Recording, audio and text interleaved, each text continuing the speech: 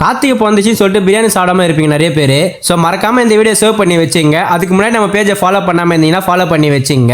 Mutton biryani ஃபிளவரில் எப்படி காளான் பிரியாணி செய்யுதுன்னா நம்ம இந்த வீடியோவில் பார்க்கலாம். இந்த வீடியோவில் நாங்கள் பல்காக பண்ணியிருக்கோம். ஸோ 1 கிலோ அளவுக்கான மெஷர்மெண்ட் தான் இந்த வீடியோவில் சொல்ல போகிறேன். ஆயில் ஒரு 250 ml, நெய் ஒரு 50 ml, பட்டை வந்து 1 கிராம், லவங்கம் வந்து 1 கிராம், ஏலக்காய் வந்து 1 கிராம், பச்சை மிளகாய் ஒரு 10 கிராமும், வெங்காயம் வந்து ஒரு 300 கிராம் ஆட் பண்ணிட்டு வெங்காயம் நல்லா வதக்கலாம். வெங்காயம் நல்லா வதங்கின அப்புறம் இஞ்சி ஒரு 100 கிராம், பூண்டு ஒரு 100 கிராம், தனி மிளகாய் தூள் 10 கிராம், கரம் மசாலா ஒரு 5 கிராம், உப்பு ஒரு 30 கிராம், இஞ்சி பூண்டு நல்லா வதங்கிச்சா பார்த்த அப்புறம் தக்காளி ஒரு 400 கிராம், புதினா ஒரு 100 கிராம், கொத்தமல்லி ஒரு 100 கிராம், எலுமிச்சப்பழம் ஒரு எலுமிச்சப்பழம், தண்ணி ஒரு 800 ml ஆட் பண்ணிட்டு தக்காளி நல்லா குழச்சிக்கலாம். தக்காளி நல்லா குழஞ்சிச்சா பார்த்த அப்புறம் காளானை ஆட் பண்ணிக்கலாம். காளான் ஆட் பண்ணிட்டு நல்லா கொதிக்க வைக்கணும். நல்லா கொதிச்ச அப்புறம் ஆல்ரெடி ஊற வச்ச அரிசி அந்த சுட தண்ணியில ஒரு 3 லிட்டர் தண்ணி ஆட் பண்ணிட்டு உப்பு ஒரு 40 கிராம் ஆட் பண்ணிட்டு அந்த அரிசி அதில் போட்டு ஆஃப் பாயில் எடுத்து இந்த மசாலோட போட்டு மிக்ஸ் பண்ணிட்டு டம் போட்டிங்கன்னா ஒரு ½ hour கழிச்சு பார்த்தீங்கன்னா பக்காவா காளான் பிரியாணி ரெடி ஆயிடும். நீங்களும் ட்ரை பண்ணி பார்த்துட்டு எப்படி இருக்குன்னு சொல்லிட்டு கமெண்ட் பண்ணுங்க. அடுத்து என்ன வீடியோ வேணும்னு சொல்லிட்டு கமெண்ட் பண்ணுங்க.